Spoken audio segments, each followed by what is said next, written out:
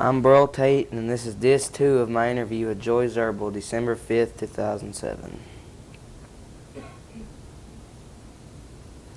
What was Christmas like at your home when you were a child? Well, this is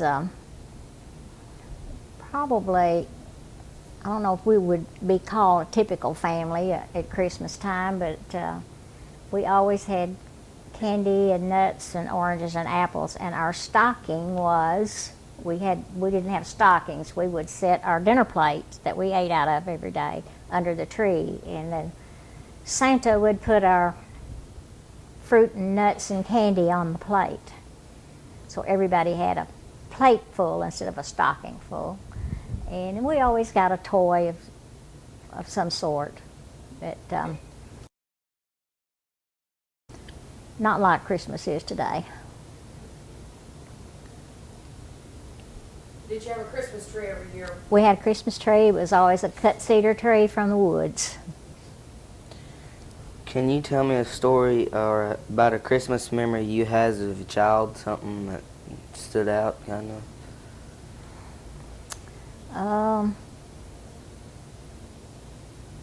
I don't know that I can remember anything that really stands out, except when I got the last doll buggy I got, which I still have the buggy, but my brother thought it was more fun than his toy, so he ran the wheels off my doll buggy. He would put everything in that buggy and roll it everywhere. So he finally just about wore it out. Handle's gone, but I still have the buggy and 4 wheels. But most of our memories were just that we were all together and we always had plenty to eat.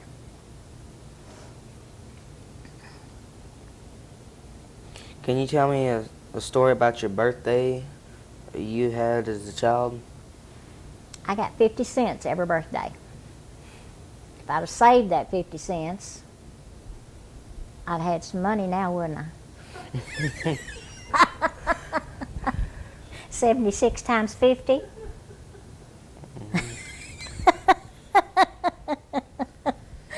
Did y'all have birthday parties or birthday cake, or did y'all do anything No, like that? no. Who was the first president you remember, and what is the thing you remember most about him? Oh my. I guess one of the Roosevelts probably. And I can just remember my dad listening to the radio and talking about war and all that kind of stuff that made no sense to me. But kind of later on into the war, it kind of sank into me what it was all about, and our men were fighting to save us, and we got kind of a pen pal thing going where we would, all the girls would take maybe 6 guys and write letters to them all during the war. I mean, every week we'd write a letter to each one of those, and they would write back, and it was, I guess, a great morale builder for them because they were really, really appreciative of the news from home and that somebody cared enough to write to them. But it would always take so long for the letters to get to them that the news would be old, but they didn't know it. So that was kind of a memory I had of the president and the war and that kind of thing. When you were in school, were there any famous people like movie stars or singers you really, really liked?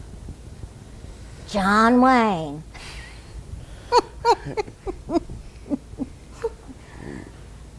Oh, I like Western movies. So Roy Rogers and Dale Evans and that kind of thing. That was a big thing then.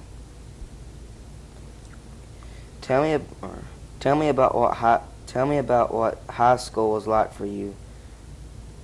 Or was there a teacher you really liked, or? high school for me was very, very scary when I first started, because I was from a little school of 30 kids, and then I had to ride a bus someplace that I had never been, and to a building that I'd never been into, and find my way from one room to the other, and it was kind of scary, but made friends fast, and it was good. We rode, our school bus was a truck, pickup truck with a shell type thing on the back, and it had benches along the sides. That was our school bus. And we had charcoal bucket was our heater, which now would be outrageous if you did that, because you could suffocate in there with that cold. But that's what we had. I remember one year that the bus driver, they didn't get his truck ready in time for school, and so he brought a bob truck, and we had to ride the bob truck for a couple of weeks till they got his truck, which we'd have to, when he would stop at our house, they'd throw a ladder down for us to climb up in the truck, and it was kind of interesting. Our ball games, we traveled in that same little bus with the charcoal bucket. The team would ride in the back, and we'd go Truman and Bark Tree and that area. Did you go to high school at Weiner? Where did you go to high school? Weiner. I know she did. Yeah. Go ahead and tell about a teacher you had that you remember at high school that you liked. Well,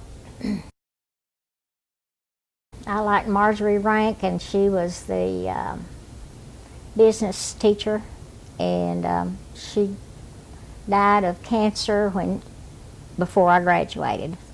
I was in the 12th grade. She was a very good teacher and a very good person, and she made quite an impression on all her kids by how she handled her illness, and it was pretty amazing lady.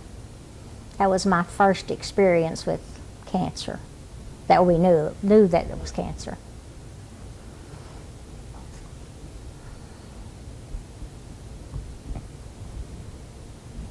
Was there a teacher that you really didn't like, or? I had a literature teacher that I liked him all right, but he embarrassed me a lot. I sat on the front row, on the front seat. We were alphabetically seated, and he liked to perform. He liked to sing and act, and we'd read stories, and he would do all his speaking to me.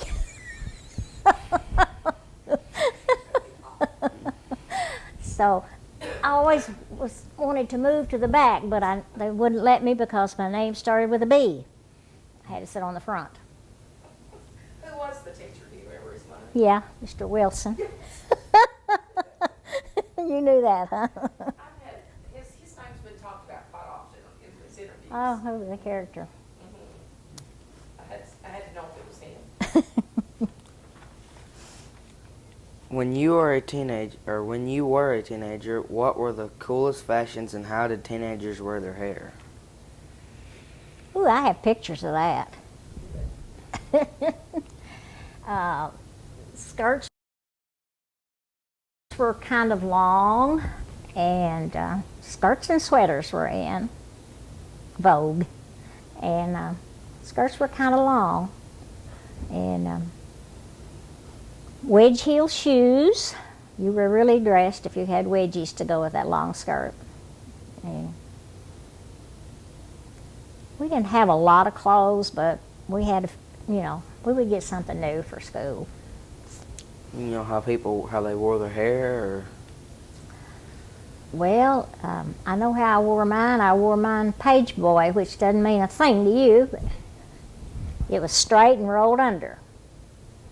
And you play basketball, then you had to go home and wash your hair and do that again the next morning because it would just like straighten out. So that was quite an ordeal to keep your hair done. And then at some point they had fuzzy perms, and that was a big thing. And a big pompadour things on each side, and pretty ugly, pretty ugly. I liked the page boy best. Did you ever have a favorite outfit that you wore? I want to tell you about a favorite outfit that my mom made for me when I was second grade. Flour used to come in colored sacks, and she made my clothes from flour sacks. She made a green dress, solid green dress, and then another one had another sack was yellow, and she made a yellow border around the bottom and yellow collar. I was duded up. That was a nice outfit. That's had my picture taken at school in that dress. And then later on, when I was about maybe 8 or 9, I was quite the tomboy, and Mom got a piece of, I thought silk. I thought it was silk. I was going to have a silk dress. It was rayon, print rayon. So Mom was going to make me a dress. So she works like all day long working with the old Singer pedal machine, making me a dress. And my dad's down in the creek bottom plowing. I want to go show my dad my new silk dress. And she says, go on, but you come right back. So when I got down to the field, which joined up with the creek, he was at the other end with the team and the mules. And I thought, well, I'll just play around here till he gets back to this end. There were some turtle eggs on a log out on the creek, and I thought, I'm going to get those eggs and take them back to the house with me. When I stepped on the log, it went under, and I did too with my new silk dress. When my dad got to the end, he said, well, I was crying, and he said, go back to the house and take your medicine. So I had to go back to the house and take my medicine for ruining my silk dress. I can't imagine what she said. She was a redhead, and she had a temper. You would have deserved it. I deserved everything, yes. Now I want to ask you about your social life when you were a teenager. What were some of the most fun or wildest things you and your friends did? My brother and I could have the pickup on Saturday night, but we had to go together. And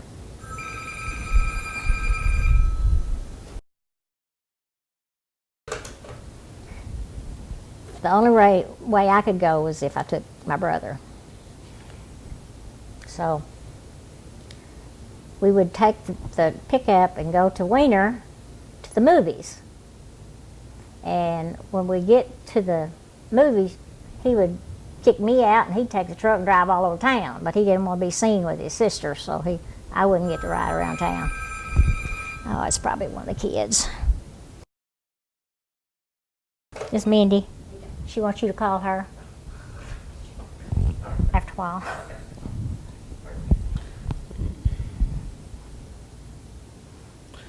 Tell me about what you remember at Grundon's. At what? Do you remember Grundon? Grundon's swimming hole. Yeah. Yeah, that was a fun place. You could swim. I never swam there, but I danced there. They had a dance floor and a jukebox, and all the kids met there. It was about the only social activity going on besides the movie. And we did that on sometimes Saturday nights. We'd go there instead of going to the movies. That was fun, a lot of fun. Mosquitoes were bad, but they had the swimming pool screened in, so mosquitoes wouldn't eat you up.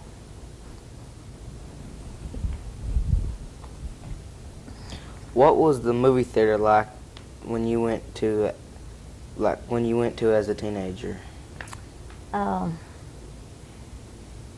Basically, I guess, smaller version of what it is now, but what the theaters are now. But movies were quite a bit different, and but they had popcorn and drinks, and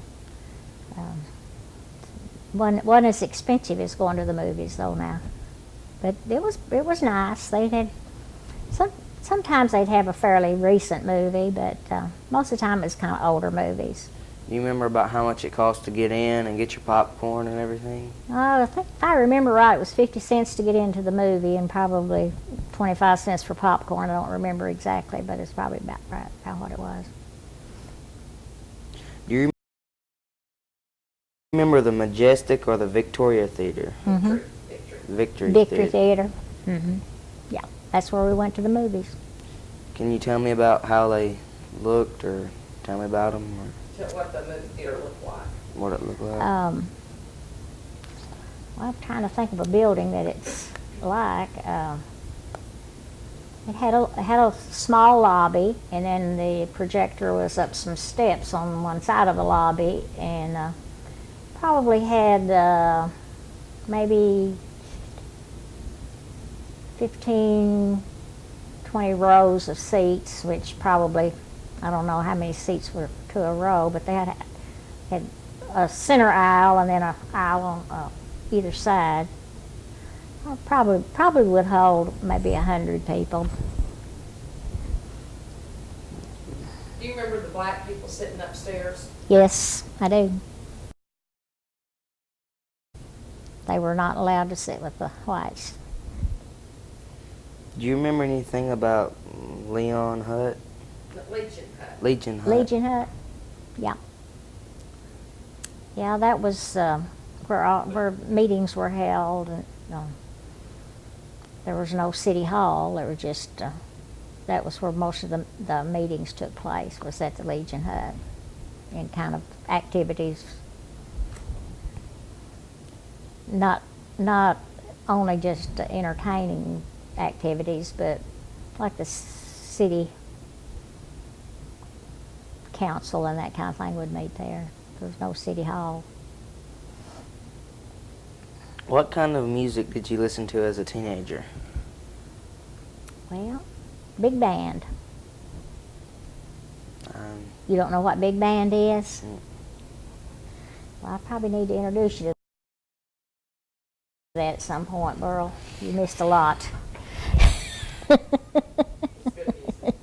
It was good music. You could understand the words. It's what you danced to. Yeah, that's at the Grundens. That's what we did. danced to. It's also what you danced to when we had our ballroom dance night. Yeah. Big band music. A lot of the boogie numbers were, big bands did a lot of that kind of stuff. And yes, I could do the boogie. I was a good dancer.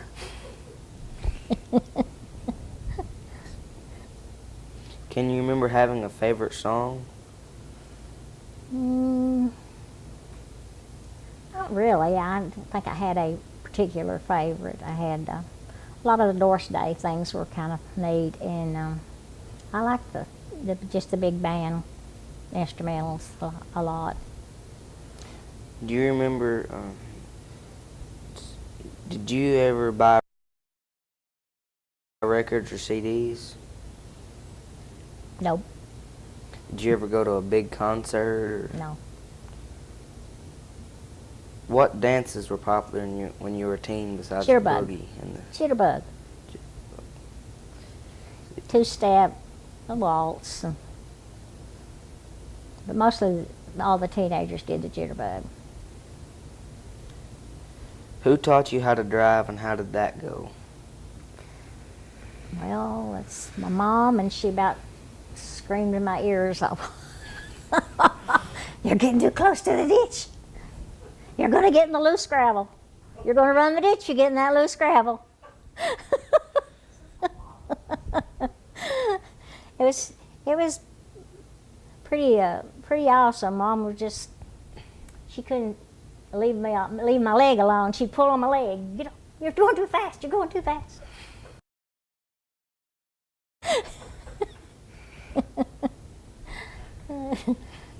But there was nothing but gravel roads to learn on. So actually, you did have to be aware that the loose gravel would put you in a spin. Tell me what you remember about the first car you owned. First car I owned, 1950 Chevrolet pickup I owned with my husband. What do you remember about it? That the payments were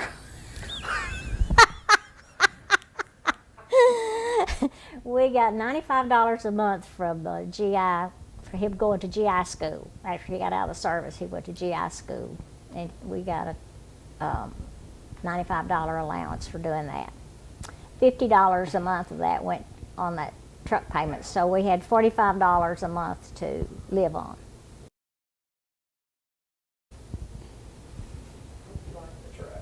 We liked the truck. Tell me about someone you admired or looked up to when you were young. It's probably pretty obvious from all I've said is my grandma Bible. She was a pretty neat lady. What is your most vivid memory about World War II?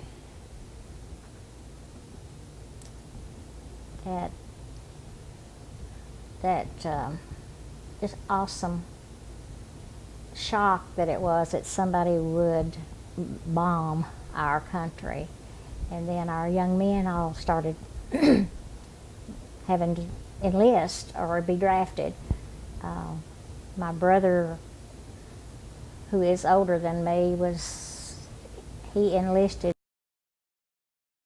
when he was in the 10th grade, which he was 17 years old, but he had to be 18. So he told him he was 18 so he could get into the Navy instead of into the infantry. And my uncle was my mother's brother. He was in the infantry. And when he came home from the war, he was a different person. He was shell-shocked. We kids would slam a door and he would just like jump, like, you know, he was definitely shell-shocked. And he started drinking and he died when he was 45 years old. Ruined his life. So we've got a lot to be thankful for. Those men did some wonderful things for our country. Can you tell me a story or about something that you associate with at that time?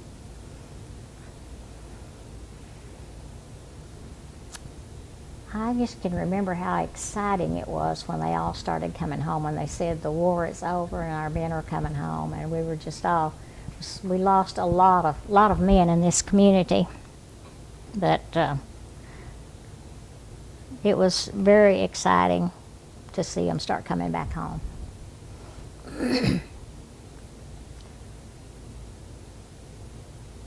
you remember where you were and when you heard about Pearl Harbor? I think I was at home and my dad heard it on the radio and told us kids about it. And I couldn't even fathom that someone would bomb Pearl Harbor. That was unreal.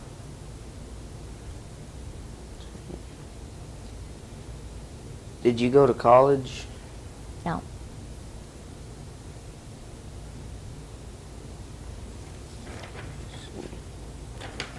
Who had a big influence on you when you were a teenager and why?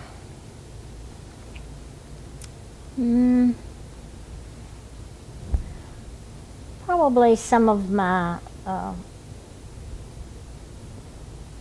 teachers that I had. They were There, Wiener had some really good teachers at that time. And not that they don't now. I don't know that they do now, but then they were really close to each child and helped you. We were kind of the kids from the smaller schools that came into Wiener were a little bit lost because we had a lot of little satellite schools around, and when we came there, it was like it would be like you going into college probably. It was pretty awesome for us to go to town and then go to school, and some of the teachers were real good about guiding us and making sure that we were going to get it. We were going to grasp it.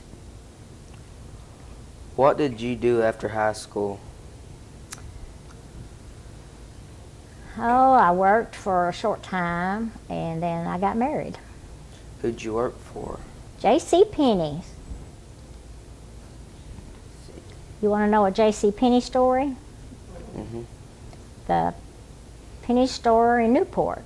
Newport used to have a J.C. Penney, believe it or not. And they hired me to wrap gifts at Christmas time. And it was supposed to be a 2-week job, so 2 weeks before Christmas. But when I would get caught up wrapping, then they wanted me to go on the floor and be a salesperson. So when I would do a customer, they had a cashier up in a balcony, and there was a cable coming down to each station, each department, and you would put your sales ticket and your money in this little metal cup, and you'd pull a string, and it would shoot that cup up to the cashier, and she would do all the change making and check your ticket and make sure it was all right, and then she would send that back to you, and you give it to your customer. You didn't handle the making change. That was done by one person. It was kind of a funny thing but I can see where it was pretty good, though. They cut down on their mistakes, I guess. Tell me a story about something that happened to you at one of your first jobs.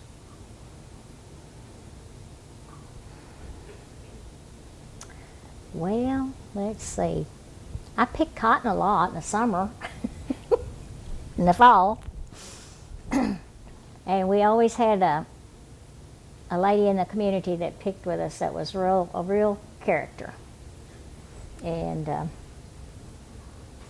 she had taken too much laxative the night before. I'm gonna try to clean this up a little bit.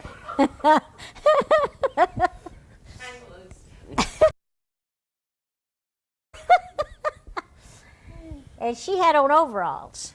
Well, she had to go to the woods, and when she came back, she didn't have her overalls on. She said her underwear, shirt and her panties. Her overall galluses had got in the way, and she had to ditch them.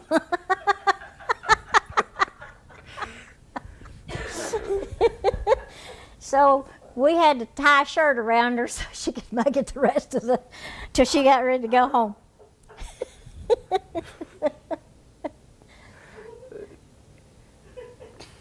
She was the first mooner that I ever knew. How did you meet your husband? I was walking down the road carrying a stringer of fish. I told your dad this story, Burl. And the car drives up, and my husband's brother was in my class, so it's him and his dad and my husband-to-be stopped, and they talked to me, and he never said a word. They asked me what I used for bait and how deep I was fishing, and he just watched. He didn't say a word. But a few weeks later, he followed me to Wiener to a ball game, and after the ball game, we went uptown to the restaurant to get ice cream, and he followed me there. Getting suspicious. He asked me if he could take me home, so that was our first date. But the first impression I made on him was carrying a stringer of fish. So needless to say, we fished a lot in our lifetime.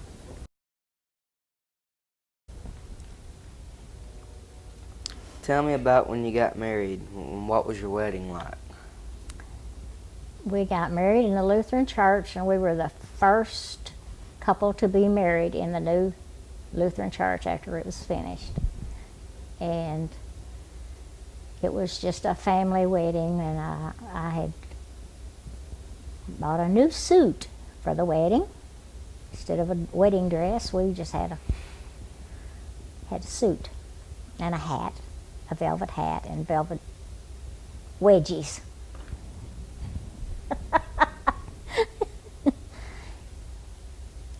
It was a nice wedding. We didn't have a reception. We ran away. Our honeymoon we went to, guess where? Norfolk Lake.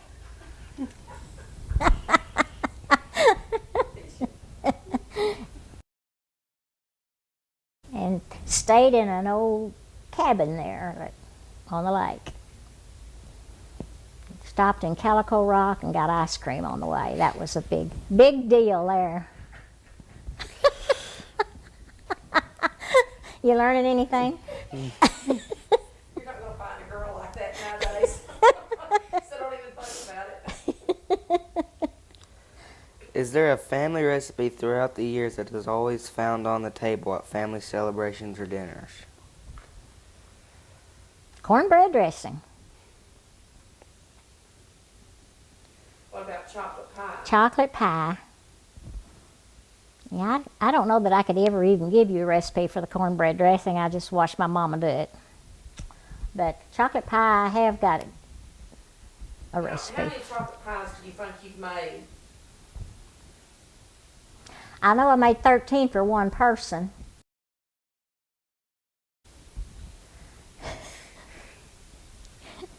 That Mr. Phil Hesse. Tell that story. Yeah, I'm going to tell that story. Gary, my son Gary was in the class with Phil Hesse, and they were good buddies. And Phil was quite the basketball star, and they were winning games in the tournaments. And I said, I will make you a chocolate pie for every game you win in the tournament. Well, needless to say, they went to the state tournament and were state runner-up. And I had to make 13 chocolate pies for him. But I'm still making them for him occasionally, so. But watch what you promise. Tell me about something that's been passed down through your family or other than photographs that means a lot to you. Work ethic, morals. Always tell the truth. Always be honest. And always do a day's work for your money. So that's the best advice anybody could give you. Tell me what you remember about the businesses that were in Wiener when you were young.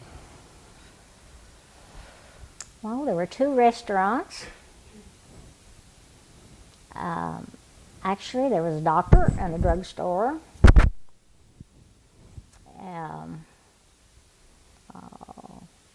Lumberyard and a telephone company.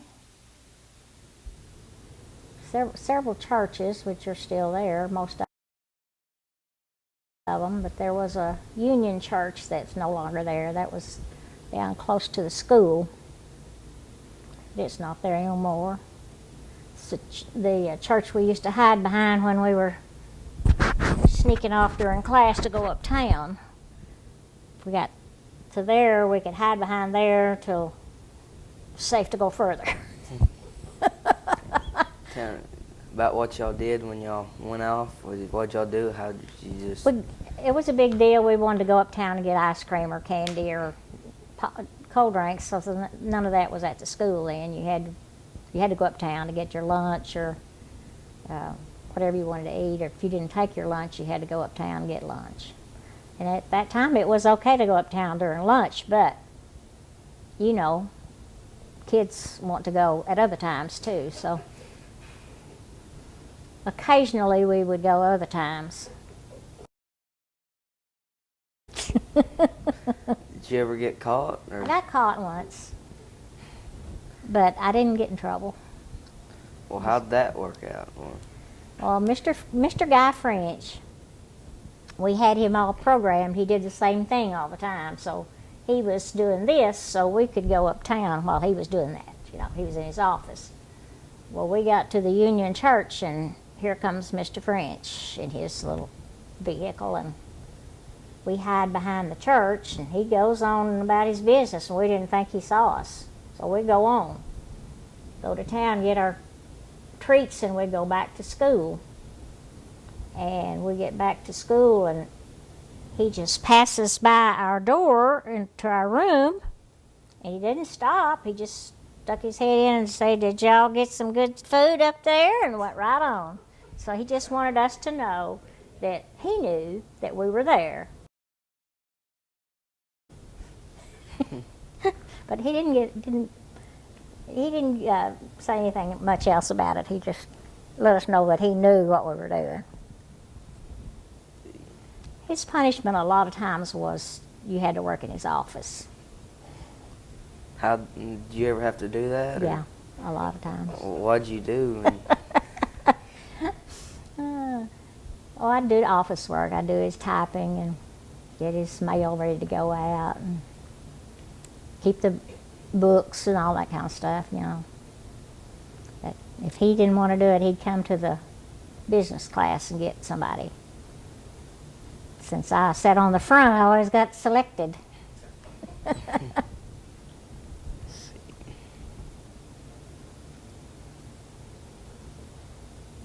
Do you have any stories or about the people who own those businesses and something that stands out in your memory about any of them?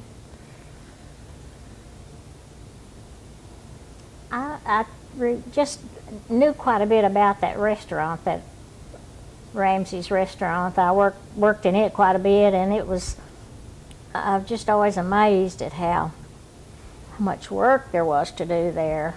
And that was a kind of an entertainment spot. The kids would come and go there all the time, so we were always cleaning the tables, cleaning the floor, you know, and it was a lot of work, but it kept the kids in town. They didn't have to go to Jonesboro or someplace else. They'd come there and play the jukebox.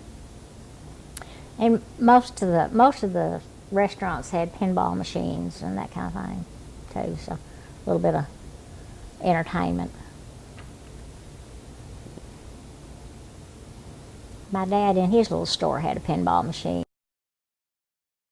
and a jukebox. So that was, and we did a little bit of cooking. We'd had a grill in there, and we'd do hamburgers or fried bologna sandwiches or that kind of thing. Can you tell me a story about what you remember about grocery store, or Sophie's Dime Store, or Miss Allen's dress shop, or gasoline service stations? And Forgot about those two. I remember Sophie would lock her door in the evenings. We'd watch her. She'd lock her door to go home, and she'd walk about 6 steps, and she'd go back and shake the door, make sure she had it locked. Then she'd walk, and she'd go a little bit further. She'd do that about 3 or 4 times. She'd go just a little bit further, and she'd go back and check that door one more time. Someone else to sit down. What do you remember about Miss Allen's? I remember it was piled full of clothes, and I don't know how old some of them were, but I don't know that I ever bought anything in there, but it was like a little bitty place, but it was pile full of clothes, about like Dillard's. You couldn't find anything. Tell me about the first television you remember seeing. Well, I think Gary and Karen must have been about 10 or 11, maybe 12 before we got a TV. So our neighbors had one, and we would go and watch it sometimes on Friday night. Watch for an hour or so. We'd watch a special that was on or something. Of the inventions or discoveries that have been made in your lifetime, which has been your favorite and why?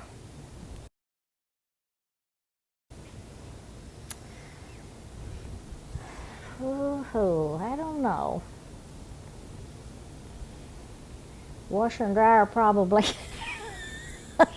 I'm going to say my KitchenAid mixer, but that's one of my favorite things is my KitchenAid mixer. But I think the washer and dryer probably saved the ladies a lot of work. My mom had to heat her water and then wash the clothes on a rub board in a tub. So that was when she got her first washing machine. She was determined that it was not going to work because it wouldn't get the clothes clean. She knew it wouldn't because you had to boil the white clothes, and then you had to scrub the other clothes. My dad brought it home, and he said, well, if you're not going to try it, I'm going to try it. So he put the water in the machine, to heat the water and put in the machine. That was an ordeal. And she finally decided then that she would try it. After he tried it that one time, it worked. So she had the water so hot in it that she couldn't put her hand down in the water to get the clothes out to put them through the wringer. So she took a big old long butcher knife she had there, and she'd get down in there and get her clothes. Once she get up there with them, it caught a hold of her butcher knife and shot it out in the yard.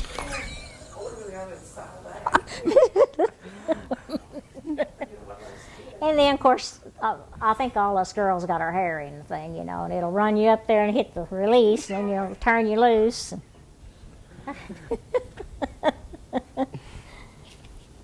But she finally decided that was going to work, so she accepted the washing machine then.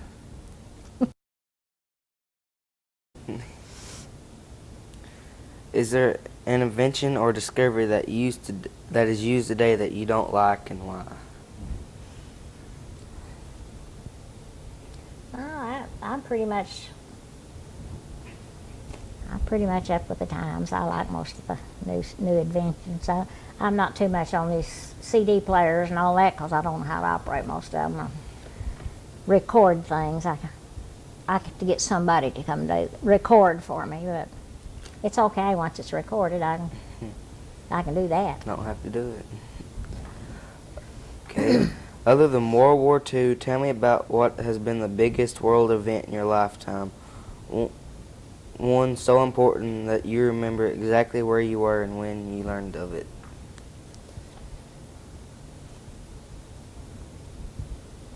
I don't know. I don't think of anything. It just strikes me. After World War II, it's not. There's nothing that can compare to that time in our lives. So it's kind of.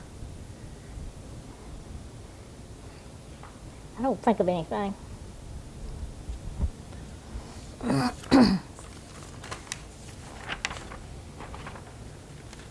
Although most people don't like to pat themselves on the back, what is something you've done or accomplished in life that you are proud of? I have 2 children. I have 6 grandchildren. And I have 7 great-grandchildren, expecting another one. I think that is, and they're all wonderful, drug-free children, and they have morals and a good work ethic, and I am truly blessed. Tell me about the biggest lesson that life has taught you, a lesson that would help a young person live a better life. Give everybody the reasonable doubt. You know, don't judge everybody by the first impression that you have, because you can be wrong. Give everybody a chance to prove themselves.